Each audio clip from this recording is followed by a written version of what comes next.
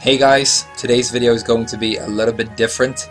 I've been playing a lot of Tekken 7 over the last couple of days. I think I've got close to 1,000 games in the online ranked mode right now. And I've been doing a lot of numbers crunching and a lot of frame data. So for now, I just want to chill out and talk about something fun. So today's video is going to be on my personal predictions for what characters I think are going to show up in Tekken 7 in future DLC. Now, I just want to preface this by saying that I obviously have no sort of like inside information on this. I'm not going to turn this into like a clickbait video, you know, like spawn in Tekken 7 question mark.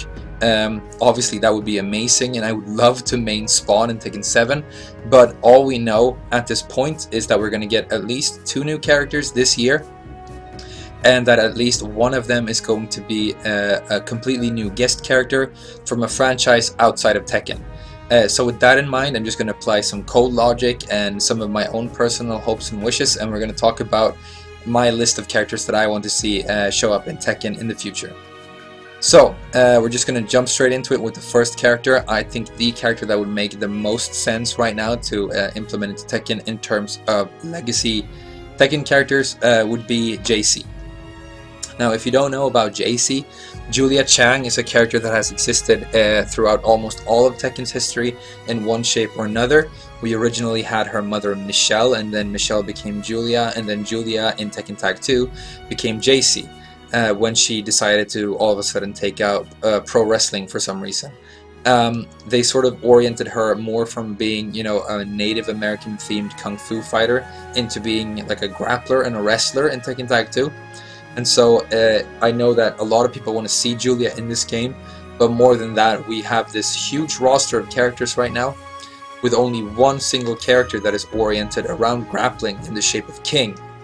And for that reason, I think it would make so much sense to make Julia show up to satisfy her fan base, but also develop her moveset a little bit more towards being a grappling character, and then we would have fleshed out the roster in terms of grappling focused characters. So I think she makes a lot of sense. I think she's super cool, and don't be surprised if you see either Julia Chang or her incarnation as JC show up in Tekken 7 over the next year. The next prediction is going to be a little bit more out there. I don't know if people are going to agree with me, but I would personally love to see Gondry show up in Tekken 7. Mainly because I think he's very unique. There's not really anything like him in Tekken right now. He has his own moveset and his own style. You know, in Tekken 5 he was one of the strongest characters in the game. Since then he's been kind of weak, but I think the way he plays and the kind of moves that he has would actually be super powerful in this game, and he could potentially be like a high tier threat, which is so cool. I don't know if Gondry has any kind of like strong following out there. I personally think he's awesome, and I would take him over Lei Wulong any day of the week. I would personally much prefer to see him in the game. So if that upsets you and you disagree with me, obviously let me know, but that's going to be my prediction or my personal like hope for a legacy Tekken character that I would like to see show up in the game. So the next character is going to be my Street Fighter character prediction. I think it is probably very likely that we're going to see at least one more Street Fighter character in the game. I would personally not care if they don't give us any more Street Fighter, because I don't feel like we need it. But if we get anything, what I think would make the most sense is Sakura. Sakura is a Street Fighter character that has like a long history. She's a legacy Street Fighter character that I'm pretty sure has yet to show up in Street Fighter 5. And that was kind of the thing about Akuma. Akuma wasn't in Street Fighter 5 for the longest time, and then we got him in Tekken.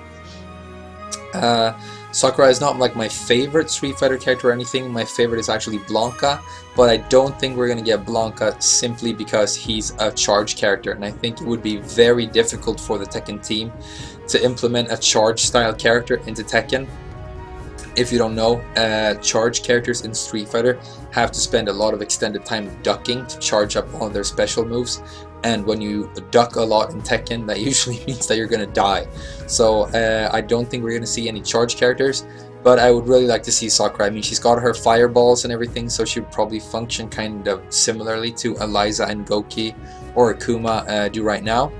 I don't know if people like Sakura or anything, but I think she would kind of jive really well with the Tekken world.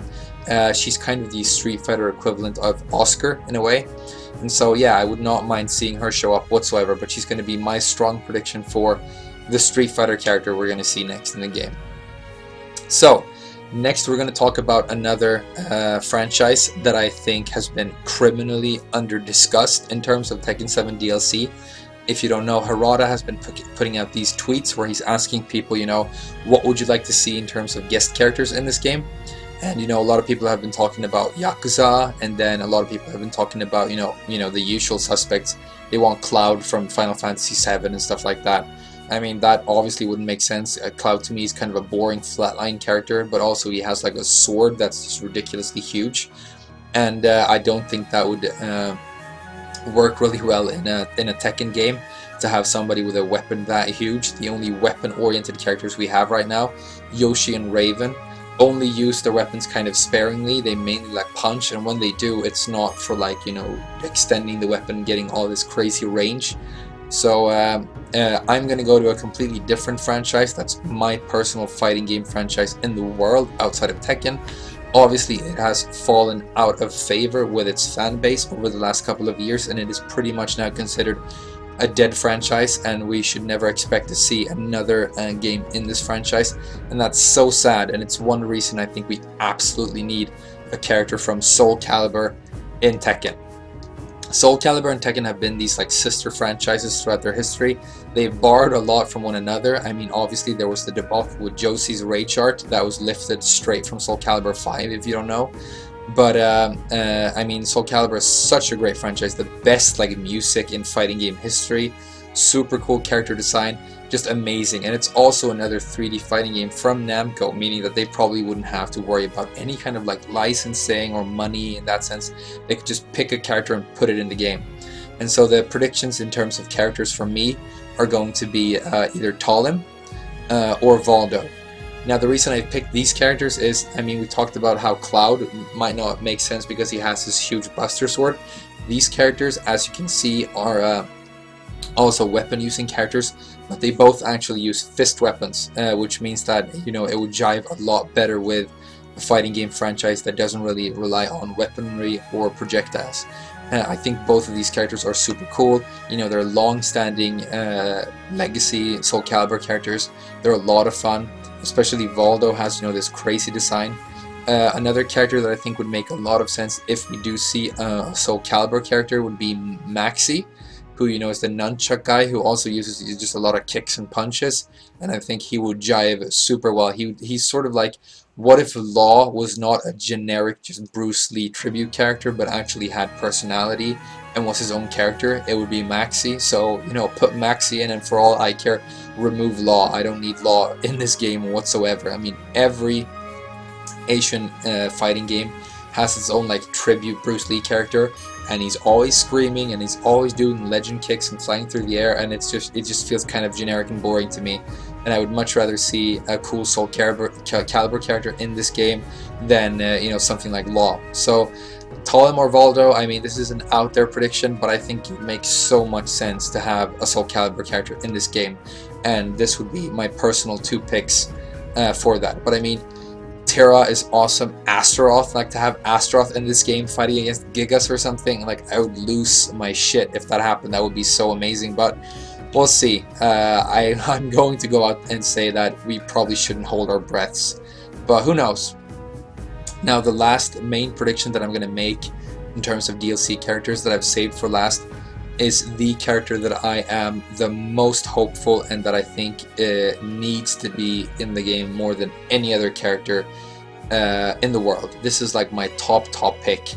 I do not think that we can leave Safina out of Tekken 7. Now, if you don't know about Safina, she was a new character who was introduced into Tekken 6 along with Bob, Leo, Miguel, Lars, and Elisa. And as you know, all of those characters have made it into Tekken 7 so far, and Safina is the only one who's been left out. The first reason I think this is odd is, you know, a lot of people are talking about how it's so cool that we have Shaheen now, that we finally have a Middle Eastern character in the game. But I mean, 2 games ago in Tekken 6, we had an Egyptian woman in Safina who's like super cool, and people just forgot about her because nobody played her. But she had some of the coolest character design of like any character ever in Tekken. If you don't know, she had these different stances. The one you're looking at in this picture is her scarecrow stance, but then she also had like a praying mantis stance where she really like crouched down and looked like an insect. It was really freaky. And then even worse, she had the tarantula stance where she's actually crawling around on the floor and she looks like a spider. It's super cool. It was very advanced, and the fact that she was advanced and not super strong sort of meant that a lot of people gravitated away from her, and she ended up not really having a player base. So the only reason we haven't seen Safina yet is simply because she wasn't that popular. But she wasn't popular for these arbitrary reasons. She definitely deserved to be popular. Another thing that is so cool about Safina is that she was a counter hit character. And right now in Tekken 7, I think that counter hit characters are like some of the strongest in the game. Having good, strong counter hit tools is so important. Much more important than having like high combo damage or anything. So I think if you just implemented Safina pretty much the way she functioned in previous games, she might just end up being like super strong in the same way, you know, Lars was pretty much implemented the way he was previously, and he just ended up being super weak, because he doesn't jive with the way Tekken is being played at the time. But I think Safina does. I absolutely love her, and if she shows up, I would be super happy, and I would definitely end up playing the character. You'd probably forgotten about her. I mean, I did for a long while, but just thinking more and more about it, she's so cool, and she definitely deserves to be implemented into this game. So that's going to be my final sort of main prediction for a character that I would really like to see in Tekken 7. I'm just going to add some honorable mentions here at the end. If you don't know, in Tekken Revolution, I mean, nobody played Tekken Revolution, but it was a game where Namco went out and said, would you like a new character? What would you like? And we had to vote for like what we wanted, and there were these character concepts. So one of them was like, do you want a zombie in Tekken Revolution? Do you want a sexy vampire with like expanding tits? Or you know, whatever else. And you know, a sexy vampire with expanding tits, we eventually got Eliza. That's how Eliza was born. She actually won that contest, and now she's in Tekken 7 as a Street Fighter character. It's a really weird journey she's had, but she's actually like a community-based character design. Another couple like wild things that showed up in that contest. I mean, Harada, he's a little bit of a unique guy, and apparently he's had this dream for a long while that he wants to implement a fish character into Tekken. That's just going to be, it's going to be called Sake apparently, which just means salmon in Japanese. And he just wants it to be this fish character that just flops on the ground and doesn't do anything, and that's the character. But if I'm going to be honest, I think we might actually already have Sake in the game. If you've seen Kuma's raid chart, he slaps his opponent with a huge salmon, and that salmon then stays in the background and is just flapping on the ground. I think that might actually be a cameo by Sake. So he's already in the game, and we might not we shouldn't predict him showing up as an actual character in the game. But the reason I'm going on this long tangent is that there was one more character design in this contest that I personally voted for, that I thought was by far the coolest idea that I wanted to see show up. And the name of this character was basically Sexy Female Tekken Force, I think was the design name. Basically what this is, it is Psychotic Evil Female Lars, which is such a cool idea. I mean, if you don't know, there's this thing called the Tekken Force, which are these guys with the helmets and the machine guns that you should see in the story of Tekken 7. Lars used to be like the leader of that group, which is why he had the black and red armor in the previous games. And then he defected and became his own thing. But what if there was like a psychotic, evil, sexy girl version of Lars who was still a part of the Tekken Force? And that's such a great idea. And I mean, some of the concept art that exists of this character from Namco, I mean, just look at her. The idea is so awesome. And you know, I don't know if we should ever expect to hear from Sexy Force again, but if we do, I think it would be amazing, and I would really like to play her, especially now that regular Lars isn't really such a great character anymore. But that's going to be the final character I want to talk about in this video. I hope it was enjoyable. I mean, obviously this is a really fun subject to think about, you know, in terms of like what if, but I really want to hear what you guys think. Did I mess up? Are you angry that I didn't talk about Lei? Is there anything else you think that I left out? Any kind of game franchise that I really should have mentioned? Let me know in the comments, and thank you so much for watching. It's been a great couple of weeks with all the support that this channel is getting. I'm having a lot of fun, and I really appreciate every single one of you. So thank you so much, and bye bye for now.